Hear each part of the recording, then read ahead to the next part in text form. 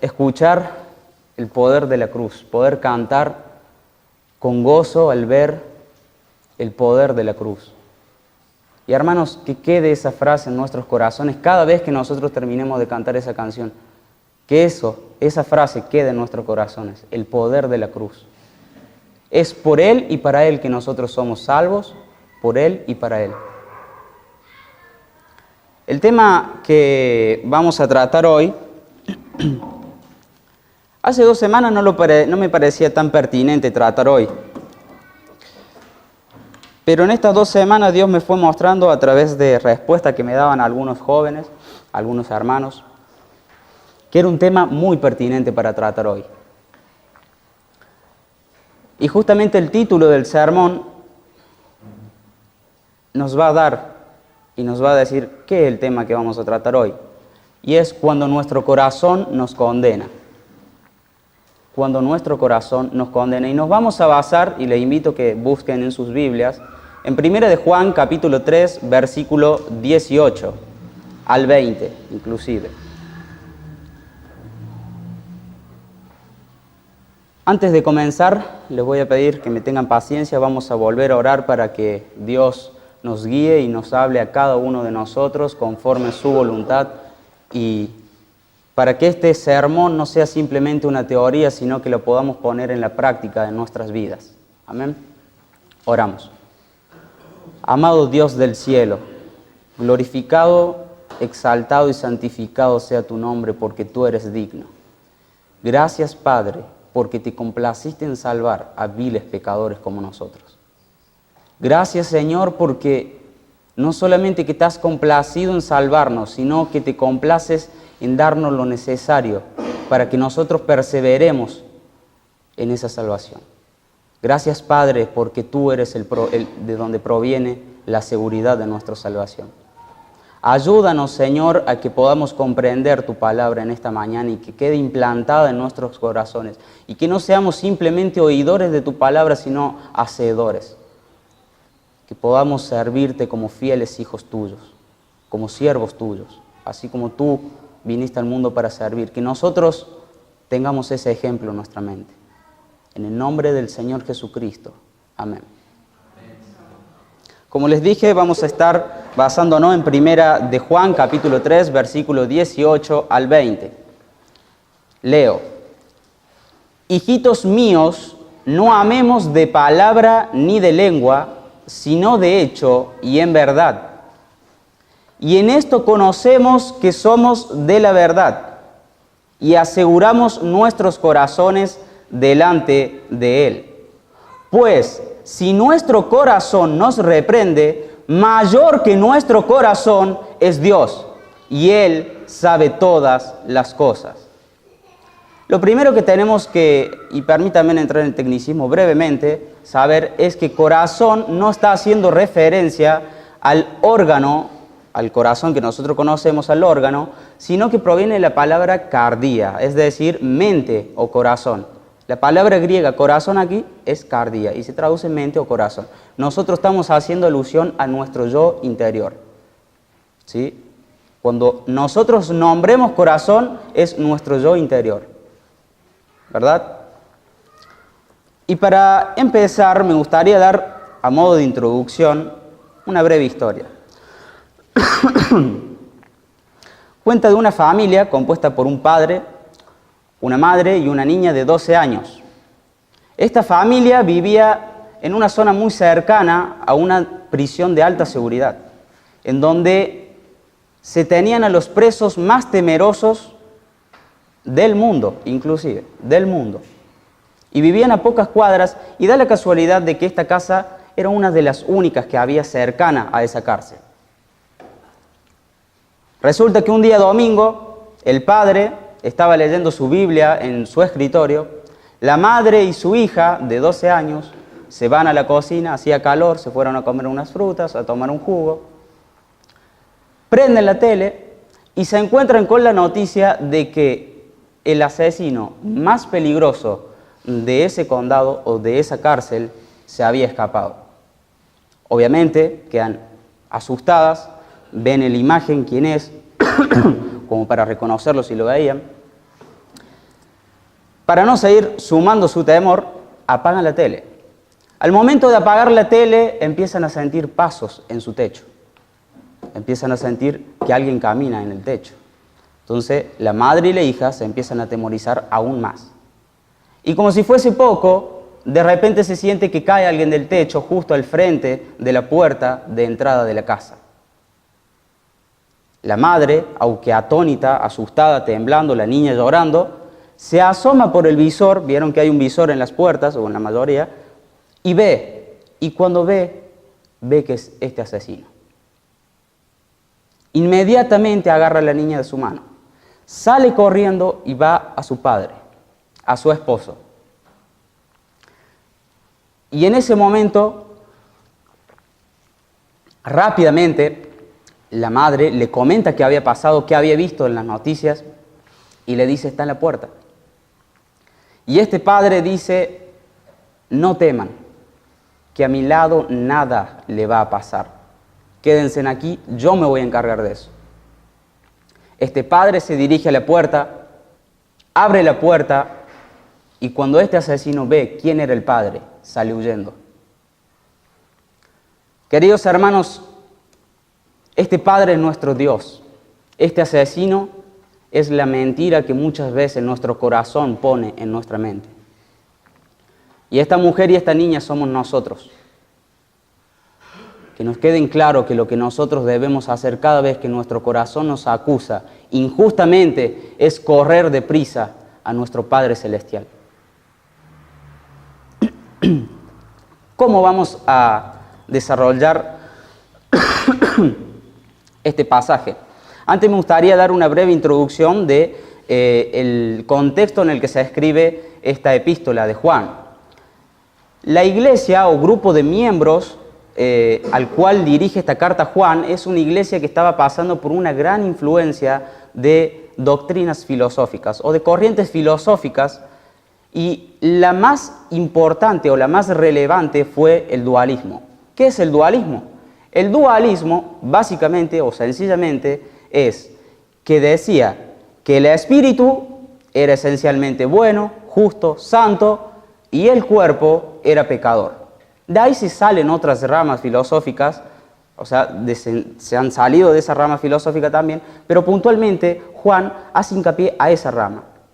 Esa rama atenta a un principio fundamental del Evangelio.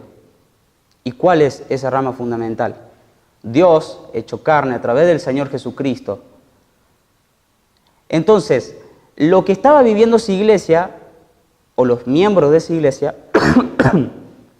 era una influencia filosófica que atentaba netamente al Evangelio.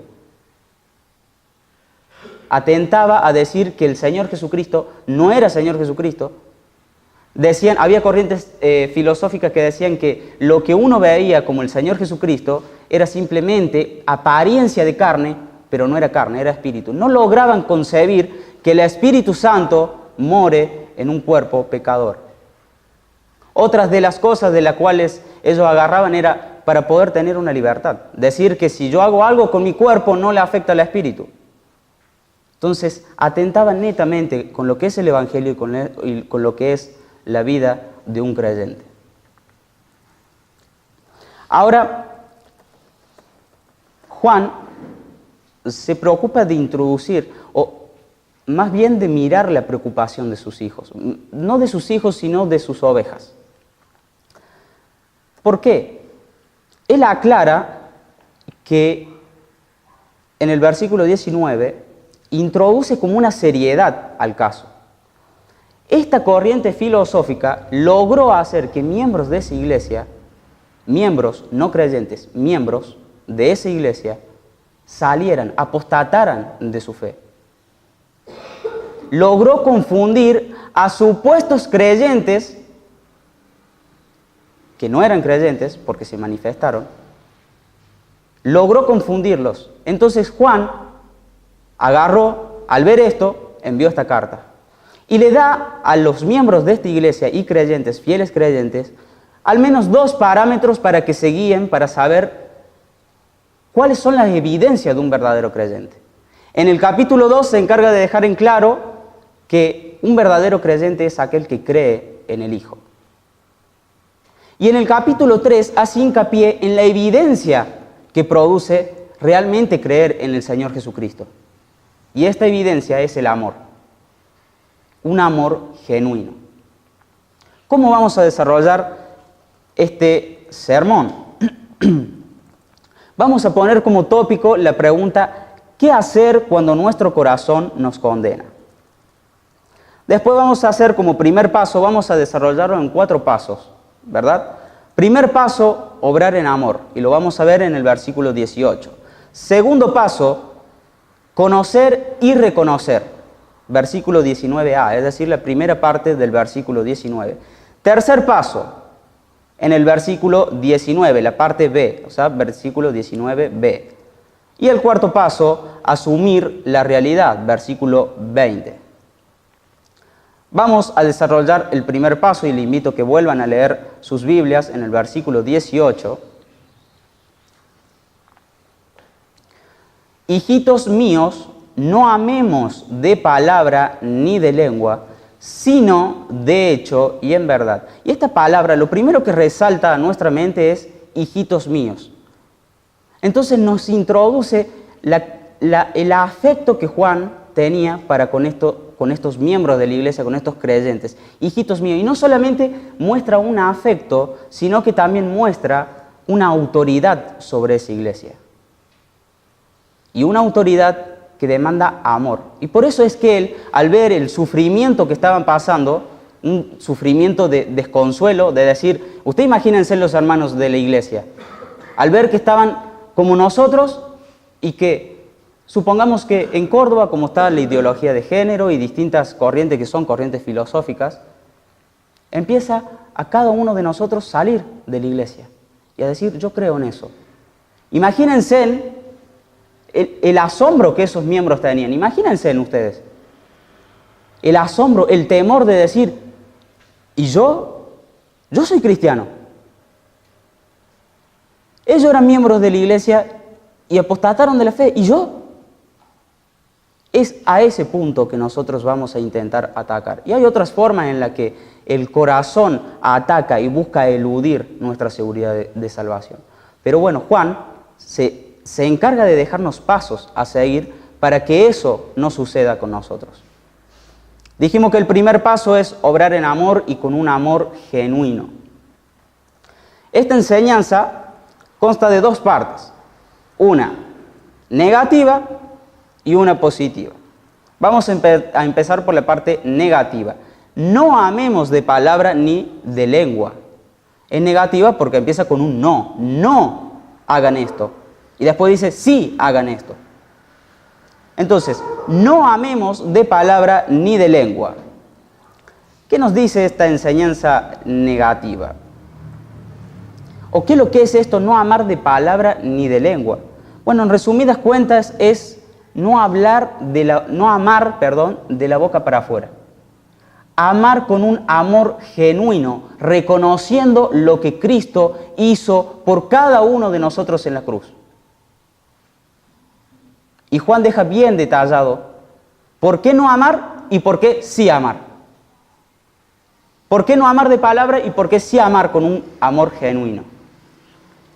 ¿Por qué no amar de palabra?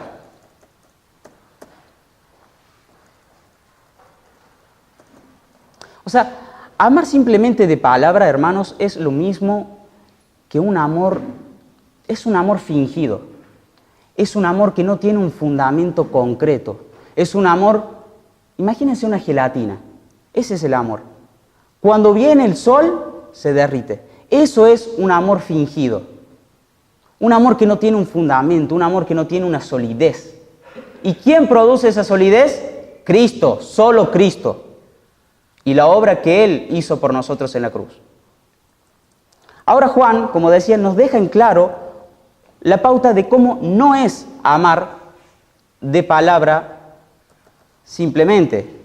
En el versículo 12 del capítulo 3, si quieren leerlo, si no lo leo yo, dice Juan, no como Caín, que era del maligno y mató a su hermano. ¿Y por qué causa le mató? Porque sus obras eran malas y las de su hermano justas.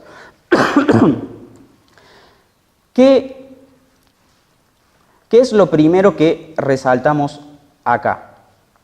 Lo primero que notamos es que Caín tenía un profundo hueco sin fin dentro suyo. Un profundo vacío que solamente Cristo puede llenar.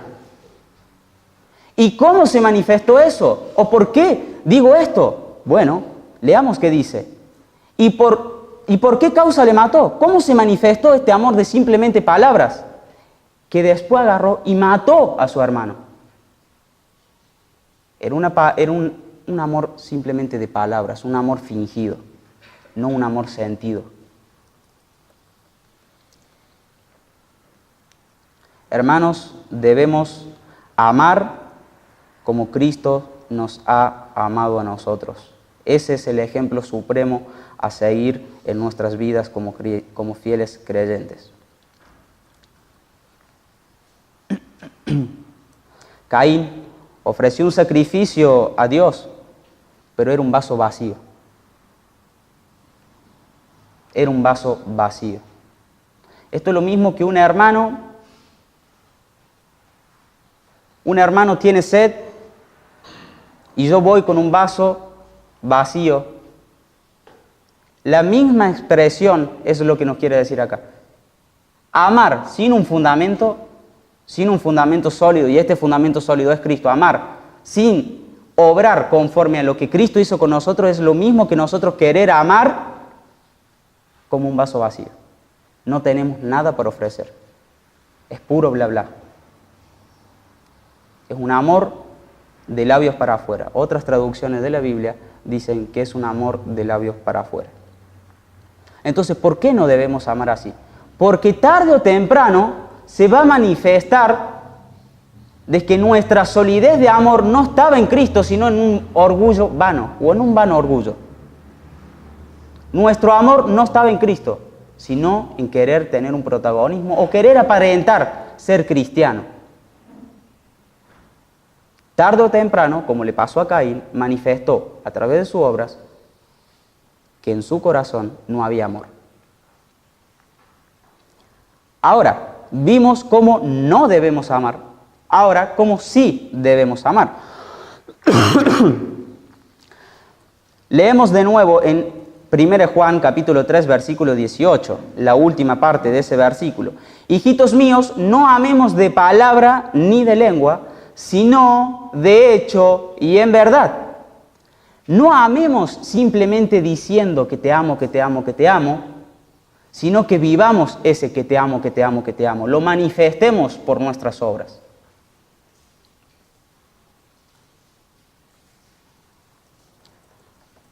Es importante ver el contraste que hay entre lo que no debemos hacer y lo que sí debemos hacer.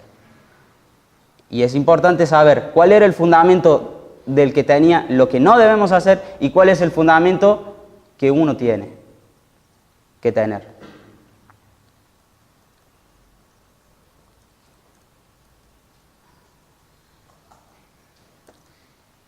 ¿Y cómo es eso de un buen amor? ¿Cómo es eso de amar? Lo que el Señor quiere, o lo que nos quiere dejar en claro acá, es que nuestro amor debe manifestarse a través de las obras. Es decir, el amor no se produce por obras, y no se confundan, queridos hermanos, no se produce por obras, se produce porque nosotros hemos visto la obra que Cristo hizo en nosotros. No porque nosotros empecemos a amar, amar, amar, y se hizo un ritual, una costumbre, y ya está, ya puedo amar de verdad. No. Y Juan deja en claro, en esto hemos conocido el amor. No en que nosotros le hayamos amado a Él, sino en que Él nos amó a nosotros. En eso hemos conocido el amor. Versículo 16, en esto hemos conocido el amor, en que Él puso su vida por nosotros. También nosotros debemos poner nuestras vidas por los hermanos. Ahora, tengan el contexto del cual les hablé anteriormente. Había hermanos que decían amar, habían hermanos que decían que ser hermanos. Había personas o miembros de la iglesia que decían amar, Había personas de la iglesia que decían ser creyentes, pero que al fin se vio que su base no era Cristo. Es decir, no eran creyentes. Y esto es un tema serio, hermanos. Si nosotros no manifestamos amor, estamos diciendo de que nuestro camino es un camino de perdición. Estamos diciendo que nuestro camino, que parece derecho, como dice Proverbios, es un camino de muerte. O sea, esto no se trata simplemente de una simple manifestación, se trata de manifestar que tenemos una seguridad de salvación. ¿Salvación de qué? De la condenación eterna. Porque por naturaleza sabemos que somos pecadores. No hay justo ni aun uno. No hay quien entienda, no hay quien busque a Dios. Entonces, amados hermanos, ¿cómo no debemos amar? Como Caín, que su fundamento estaba simplemente en su orgullo. ¿Cómo debemos amar? Versículo 16. En esto hemos conocido el amor, en que Él puso su vida por nosotros. También nosotros debemos poner nuestra vida por Él. Demanda una acción. Es decir, Cristo nos amó y en ese amor manifestó su amor. ¿Y cómo lo manifestó? Bueno, yendo camino al Calvario.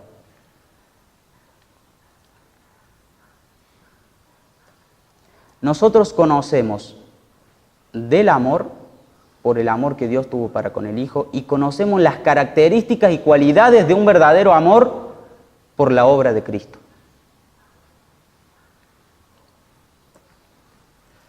Debemos amar como Cristo nos amó a nosotros. ¿Y cómo Cristo nos amó a nosotros? De hecho y en verdad. No amemos como Caín, que al final manifestó ese amor matando a su hermano.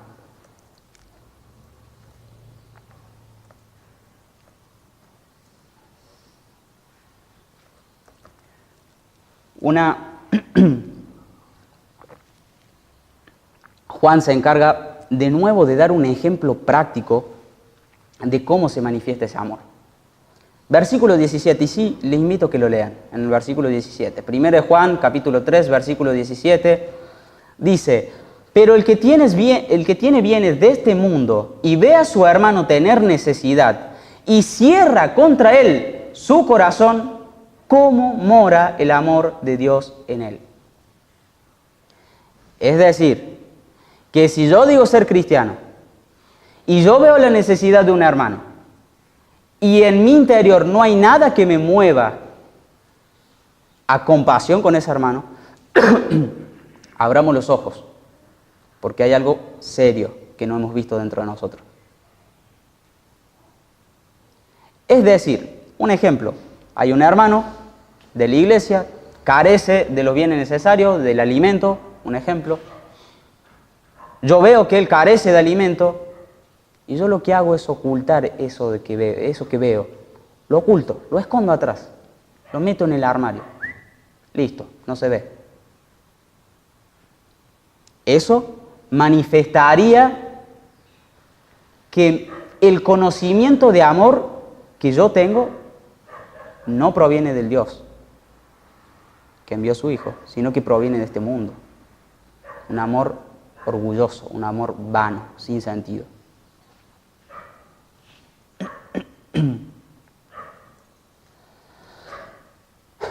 Hermanos,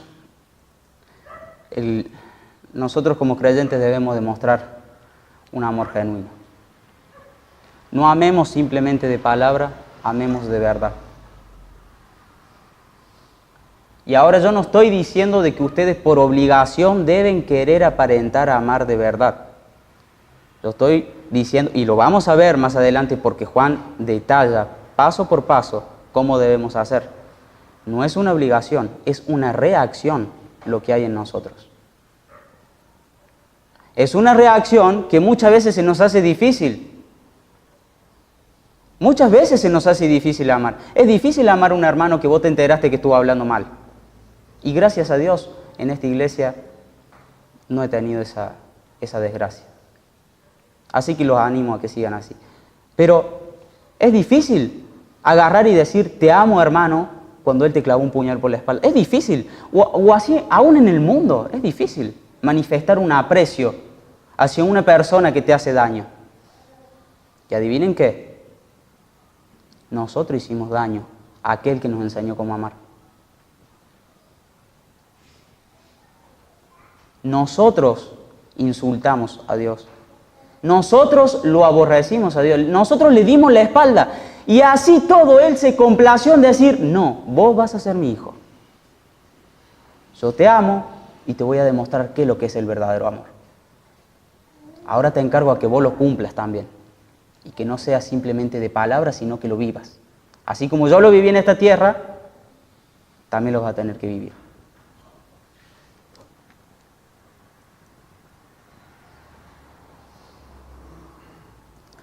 Segundo paso, versículo 19. Capítulo 3, versículo 19 de Primera de Juan, dice, y en esto conocemos que somos de la verdad y aseguramos nuestros corazones delante de Él.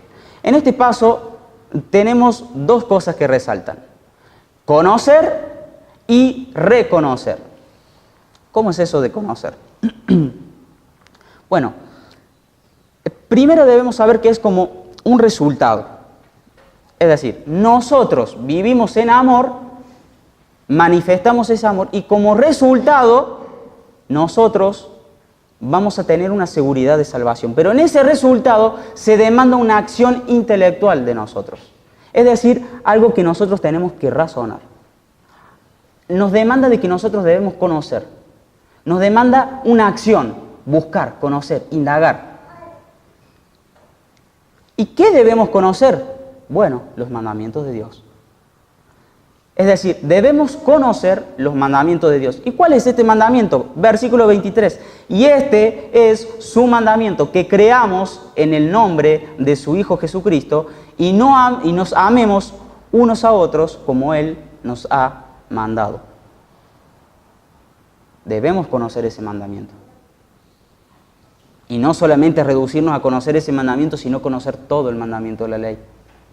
Estudiar la palabra desde principio a fin. Es otro medio que nosotros tenemos que utilizar para agarrar y combatir contra ese corazón que nos dice, tú no eres salvo. Queridos hermanos, ¿cómo el corazón lo está atacando a ustedes en esta mañana? Muchos de nosotros hemos pasado por esa desdicha de que el corazón nos diga, tú no eres salvo. Tú estás pecando. Mirá, decís que sos salvo y cuando tenés que agarrar y brindarle comida a un hermano, te cuesta. No le querés brindar. Por decir eso. O dinero, digamos de dinero.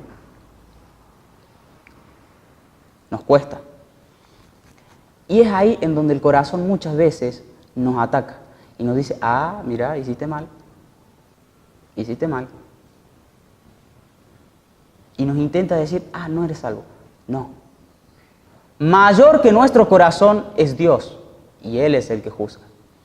Ahora, otro principio que debe quedar en claro, no estoy diciendo que nunca hay que escuchar el corazón y que hay que atar al corazón, es decir, a nuestra conciencia, que hay que atarla para que no nos pueda decir nada. No, porque es uno de los dos medios, o al menos de los dos medios, que Dios utiliza para agarrar y llamar la atención del creyente. Es decir, cuando uno está obrando mal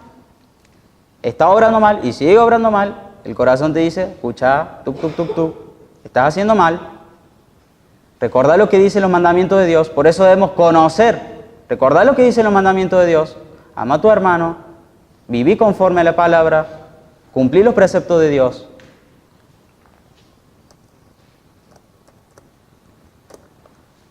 Amemos con amor genuino y conozcamos los preceptos de Dios. Y ahora, así como necesitamos un conocer, también necesitamos un reconocer. ¿Reconocer qué? Bueno, que si nosotros estamos obrando en amor, conocemos los preceptos de la ley, es decir, conocemos de que creemos en el Señor Jesucristo, conocemos que estamos obrando en amor, Quédense tranquilos, estamos por un buen paso, vamos por un buen camino. Si nosotros vemos que estamos obrando bien y manifestamos un amor genuino, tranquilo. Cuando el corazón nos ataque, digamos tranquilo. Yo conocí los preceptos, reconozco que estoy obrando, tranquilo. Entonces tenemos un conocer y un reconocer por parte de nosotros para poder atacar a esos ataques que produce nuestro corazón muchas veces.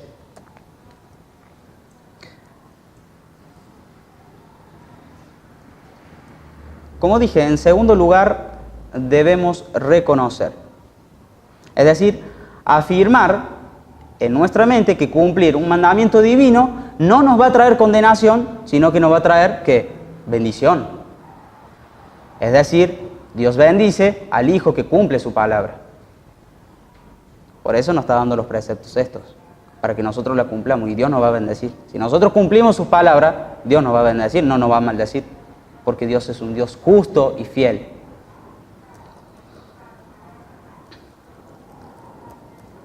Confiemos en nuestro Señor más que en nuestro corazón.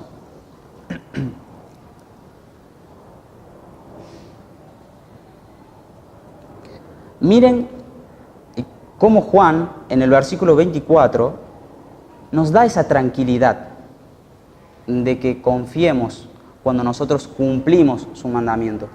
Cuando nosotros cumplimos la palabra de Dios, dice en el versículo 24, y el que guarda sus mandamientos permanece en Dios y Dios en él. Y en esto sabemos que Él permanece en nosotros por el Espíritu que nos ha dado. Si nosotros conocemos el mandamiento de Dios y reconocemos que estamos obrando bien, reconocemos que cumplir ese mandamiento va a traer gracia en nosotros, quedémonos tranquilos. Dios cuida a sus hijos.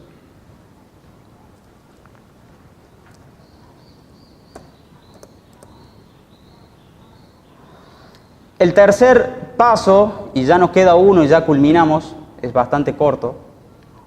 El tercer paso se encuentra en la segunda parte del versículo 19, que también es un resultado de lo anterior, es decir, nosotros demostramos un amor genuino, el primer paso. El segundo paso, conocemos y reconocemos, y al conocer y reconocer, eso nos da una seguridad, y esa seguridad nos ayuda a asegurar nuestros corazones delante de Él. En el tercer paso destacamos dos cosas. Lo primero, asegurar. Lo segundo es en dónde vamos a asegurar nuestro corazón, nuestros pensamientos.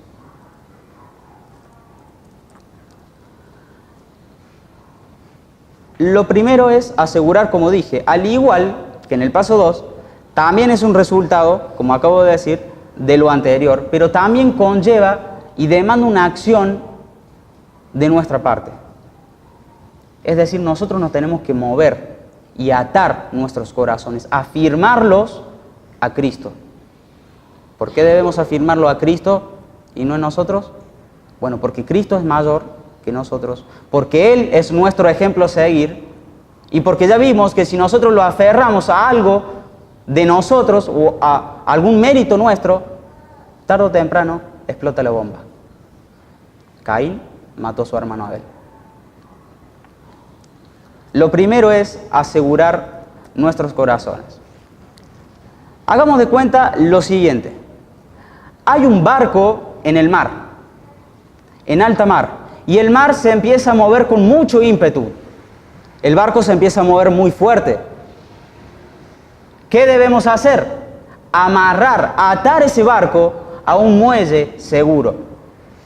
Y lo simbolizo o ejemplifico así para que más o menos vayamos pudiendo entender. Las dos cosas anteriores, el conocer y el reconocer, hagan de cuenta que son dos sogas. Ahora este barco está en el mar, nosotros tenemos dos sogas. Y Juan nos dice que nosotros debemos asegurar ese barco en el muelle más seguro. ¿Y cuál es el muelle más seguro? Cristo. Entonces, nos demanda el tener que nosotros usar esas sogas, el conocer los preceptos de Dios, el reconocer que cumplir esos preceptos de Dios nos va a traer bendición, y atar ese barco, que es nuestro corazón, que nos trae y nos causa temor, porque estando en un barco en alta mar, que se está moviendo, que se está por dar vuelta, te produce temor. Hagan de cuenta que ese es nuestro corazón, y esa es la circunstancia en la que estamos, con mucho temor.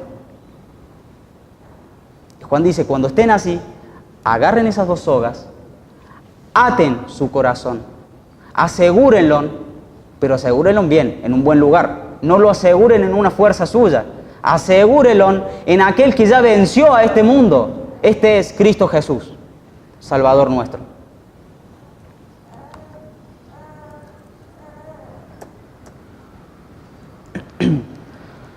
Cuarto paso, y ya para terminar. Versículo 20. Primera de Juan, capítulo 3, versículo 20. Pues si nuestro corazón nos reprende, mayor que nuestro corazón es Dios, y Él sabe todas las cosas. Si nuestro corazón nos reprende, mayor que nuestro corazón es Dios, y Él ya sabe todas las cosas. ¿Y qué quiere decir esto? En primer lugar, que sí o sí necesitamos de Cristo. Sí o sí necesitamos de ese muelle seguro. Este es Cristo. Por eso dice, pues sí. Es decir, si nosotros leemos todos los 3 versículos seguidos,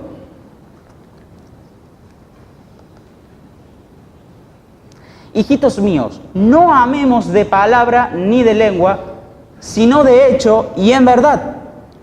Y en esto conocemos que somos de la verdad y aseguramos nuestro corazón delante de Él. Hasta ahí vamos bien, agarramos las dos sogas. Sabemos que estamos en ímpetu, que el mar se está moviendo, agarramos las dos sogas, agarremos el barco a nuestro corazón y lo aseguremos. ¿Vieron cuando los marineros llega el barco al muelle? Lo que hacen es hacer como una serie de nudos, que yo no tengo ni idea cómo son los nudos, pero lo hacen y lo hacen con fuerza. ¿Por qué? Porque un barco no pesa 1 tonelada, pesa muchas toneladas. Y si lo atas mal, vos te vayas a dormir y cuando vuelvas, ¿dónde va a estar ese barco? Si es que lo encontrás. Nuestro corazón es igual. Si nosotros no nos amarramos, si nosotros no lo aseguramos, nuestro corazón se puede ir a cualquier lado y nos puede traer condenas, que son condenas injustas. Por eso es Dios justo. Dios sabe todo. El cuarto y último paso es asumir la realidad. ¿Por qué asumir la realidad? Bueno, hay dos partes de asumir la realidad. Una es que nosotros podemos hacer eso, obrar en amor, reconocer, conocer y asegurar, pero aún así todo, porque somos débiles, nosotros podemos fallar y nos puede volver a tentar nuestro corazón y decir, no, fíjate que parece que no sos salvo, fíjate que estás pecando, mira. Y hay veces, hermanos, como dije, que el corazón nos juzga de una forma correcta, pero para que el corazón nos juzgue de una forma correcta, nosotros, ¿qué debemos hacer? Enseñarle. ¿Cómo le enseñamos? Asegurándolo a Cristo. ¿Cómo les enseñamos? Conociendo de los preceptos de la ley. ¿Cómo les enseñamos? Reconociendo que cumpliendo esos preceptos nosotros podemos tener seguridad. Por eso dice, pues sí, es decir, que después de seguir esos pasos nos puede volver a tentar el corazón. Ahora miremos qué misericordioso es el Señor. Que como Él sabe que a pesar de todos los preceptos y a pesar de todos los pasos que Juan nos deja, nosotros podemos llegar a deslizarnos, Él va atrás de nosotros consolándonos y cuidándonos.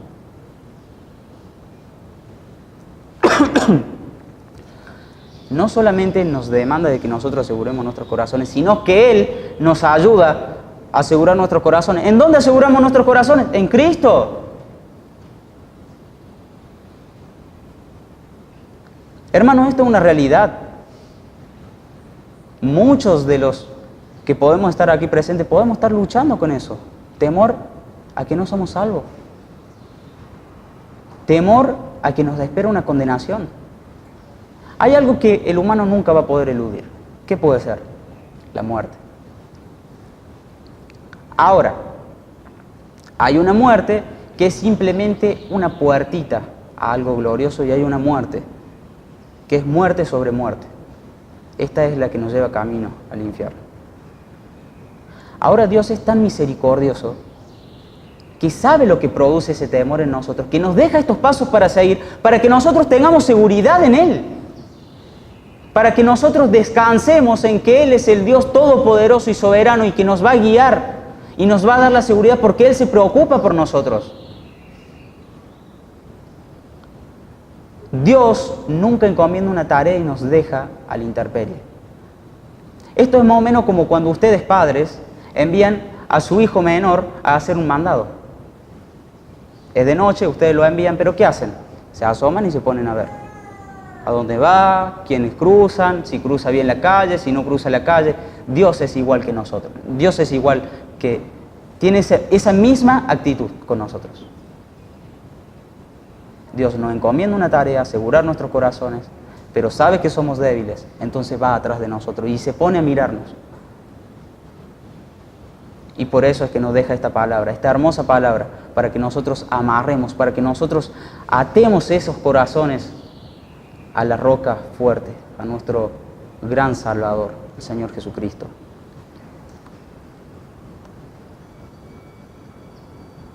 ¿Y por qué Él es nuestra roca? ¿Por qué lo debemos atar en Él? Porque Él es mayor que nuestro corazón. Y no solo eso, sino que Él sabe todas las cosas. Leamos en Salmos, capítulo 33, versículo del 13 al 15.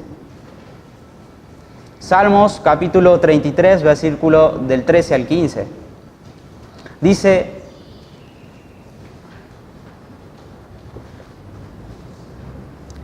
desde los cielos miró Jehová y vio a todos los hijos de los hombres. Desde el lugar de su morada miró sobre todos los moradores de la tierra. Salmos 33, 13 al 15. Desde el lugar de su morada miró sobre todos los moradores de la tierra. Él formó su corazón. Él formó el corazón de todos ellos. Atento está a todas sus obras. Esta es la esperanza. Él formó nuestros corazones. Él se va a encargar de darnos la seguridad. Él se preocupa por nuestra seguridad de salvación. Miren lo que dice 2 de Timoteo 2:19, y no hace falta que lo busquen, lo leo yo. Pero el fundamento de Dios está firme teniendo este sello, es decir, una marca. Conoce el Señor a todos los que son suyos. El Señor conoce a todos los que son suyos. Si nuestro corazón nos condena, digámosles: el Señor conoce quiénes son suyos. El Señor conoce que yo soy de Él. Él murió por mí.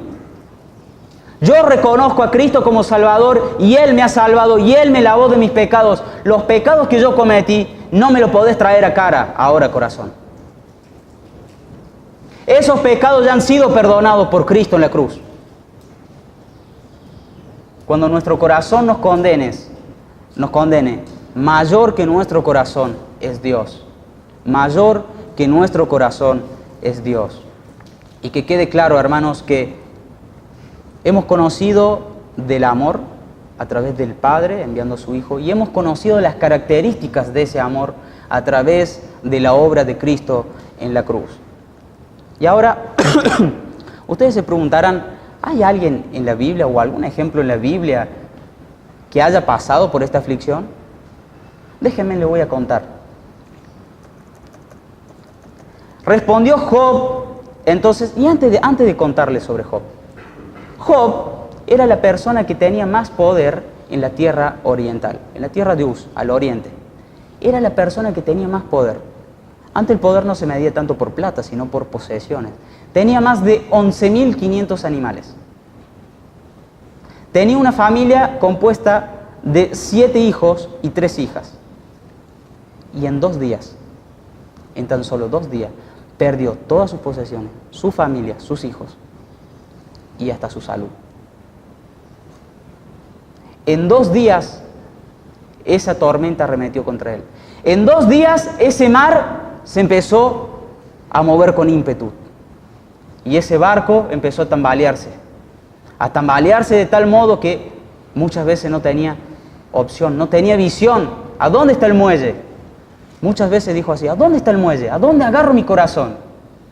Vamos a leer qué dice Job. Respondió entonces Job y dijo, ¿hasta cuándo angustiaréis mi alma y me moleréis con palabras?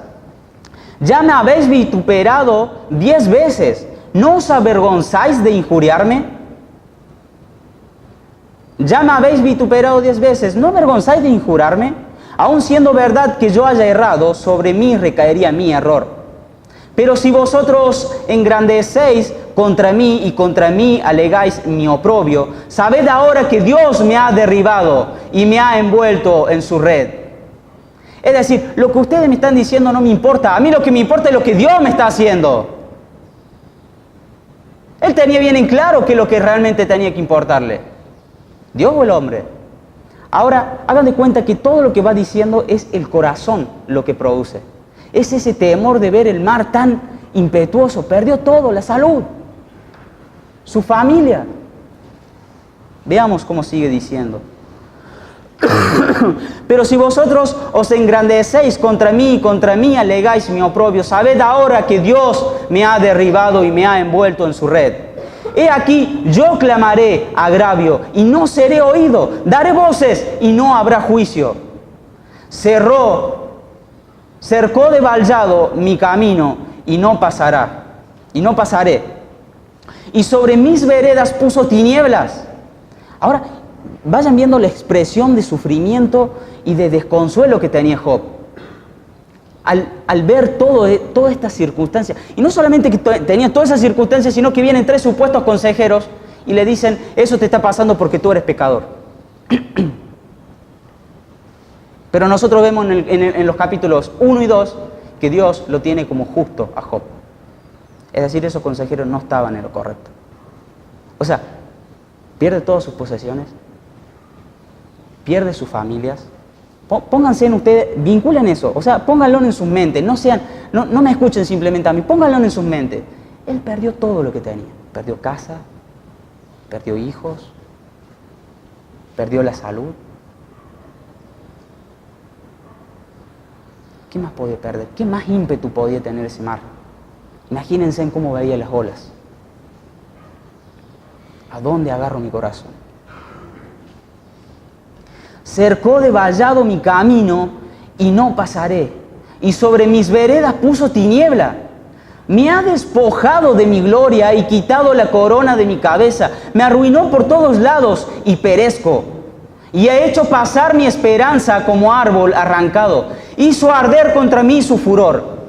Y me contó para sí entre sus enemigos. Ahí ven cómo el corazón lo está acusando, diciéndole, tú eres enemigo de Dios. Todo esto te está pasando por lo que vos hiciste. O sea, el corazón, por más de que Job tenía las cosas claras, intentaba y lograba hasta cierto punto como persuadirlo. Me arruinó por todos lados y perezco. Y ha hecho pasar mi esperanza como árbol arrancado. Hizo arder contra mí su furor y me contó para sí entre sus enemigos. Vinieron sus ejércitos a una y se atrincheraron en mí y acamparon en derredor de mi tienda. Hizo alejar de mí a mis hermanos y mis conocidos como extraños se apartaron de mí. Mis parientes se detuvieron y mis conocidos se olvidaron de mí.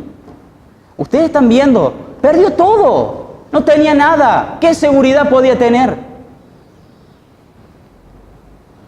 Mis parientes se detuvieron y mis conocidos se alejaron de mí. Los moradores de mi casa y mis criadas me tuvieron por extraño.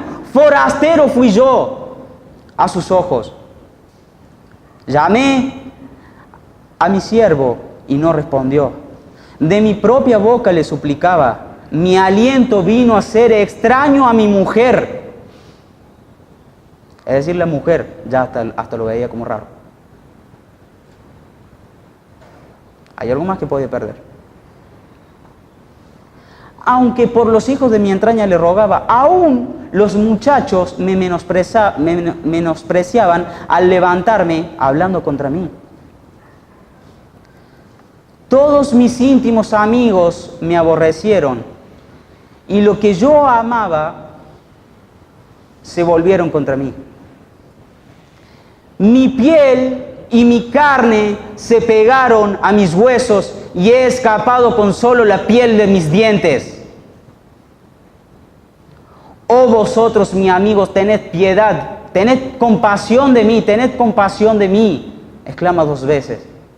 Porque la mano de Dios me ha tocado. Me ha tocado. Ustedes fíjense en si Job no sabía lo que era la soberanía de Dios. La mano de Dios me ha tocado. Hizo esto. Y pasó todo eso.